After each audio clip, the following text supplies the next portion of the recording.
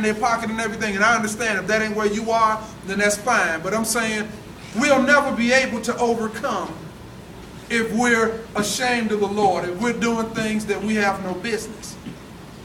We'll never invite the Lord in on our situations.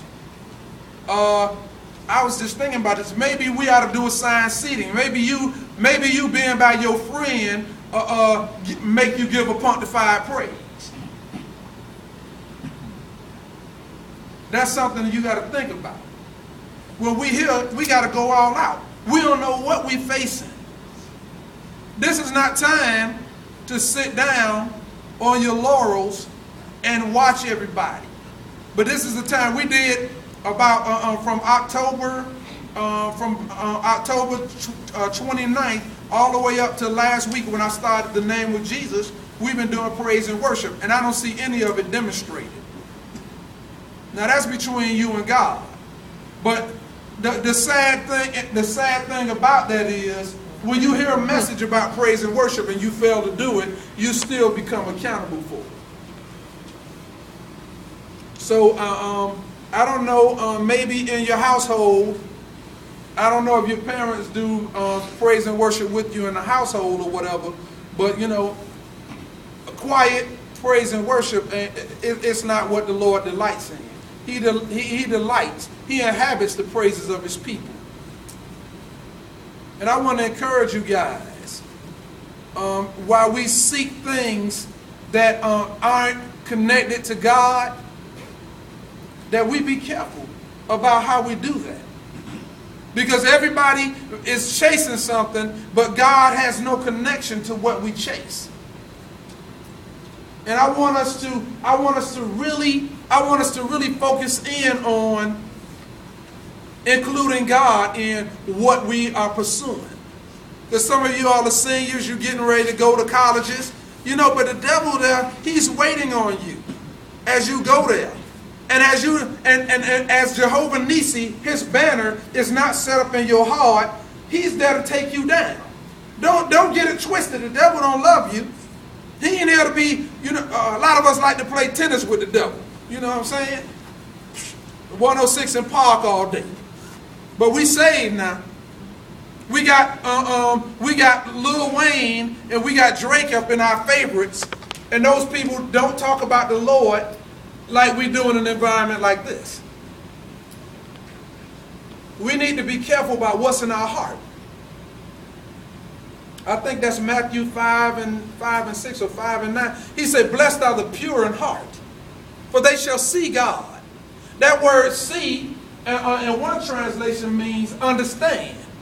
Could it be that you can't praise the Lord because you don't understand God? You don't understand why you should praise and worship?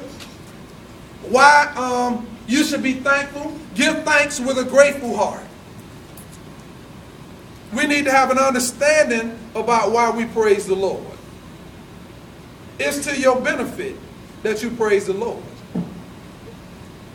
So you ain't doing me no favor. You don't praise the Lord.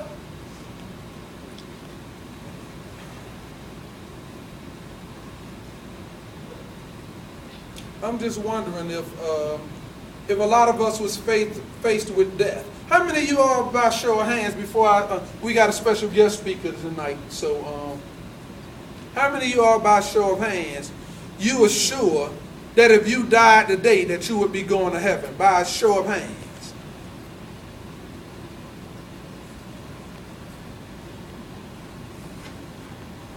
Okay.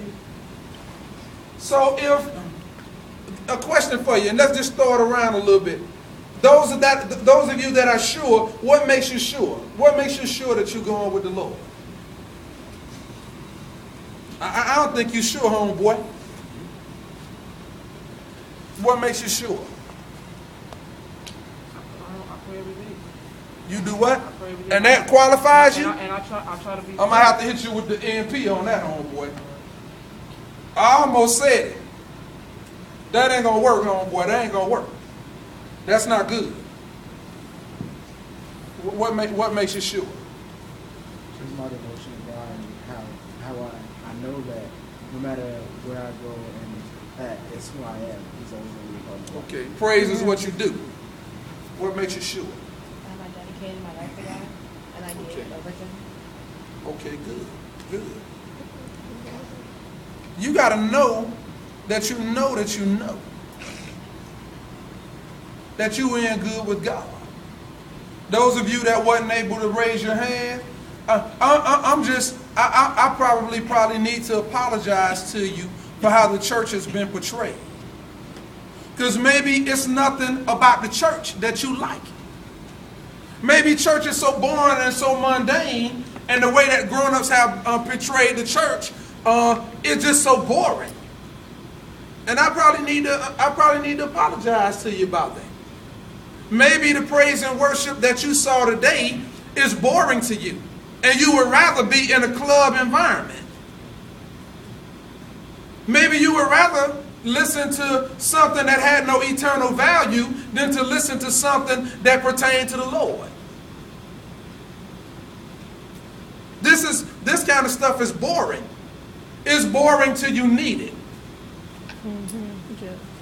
Because only what you do for Christ will last. Don't get it twisted, homeboy, homegirl. Don't get it twisted. Only what you do for Christ will last. All this stuff you chasing and you gonna dance and you gonna do the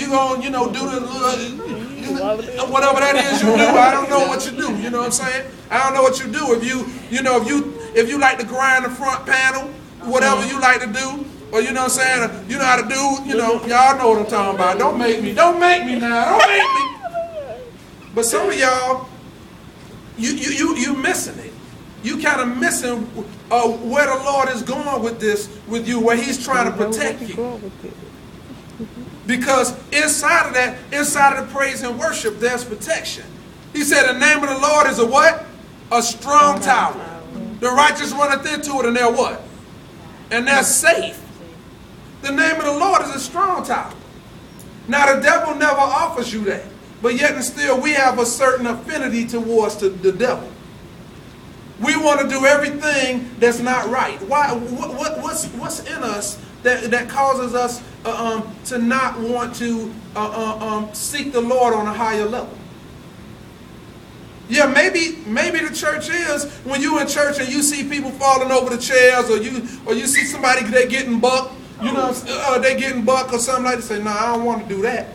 Because when I was coming up, there was a lot of things about the church that wasn't cool. Because when I was coming up, I got saved when I was 12, but it was like, seemed like the songs in the world, they sound better than the songs that was in the church. Like they had better songwriters or something like that, or the music. Like when you hear the beat, the beat is like, the beat draw you, the church ain't got no good beats. That's not true, but from what you heard, the church ain't got no good beats. So my mind would rather listen to the good beats, but I'm not going to listen to the content of the song. No. The words to the song makes no difference to me. And that's something that we need to concentrate on. What are the words that we're uttering out of our mouth, especially those of us that raise our hand and call ourselves believers?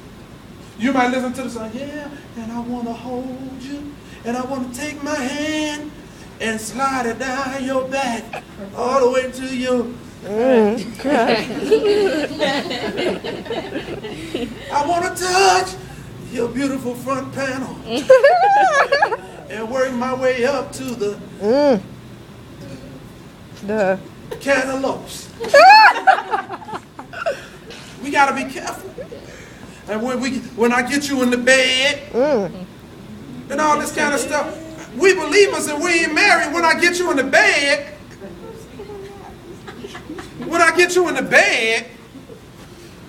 nigga, please. When I get you in the bed, how would I get you in the bed and you say, you get you in the bed? I think we kind of we need to really focus our mind in on the holiness of God. Is God really accepting some of the punctified praise that we giving Him? That's something we really have to understand. That's something we need to come to the understanding of.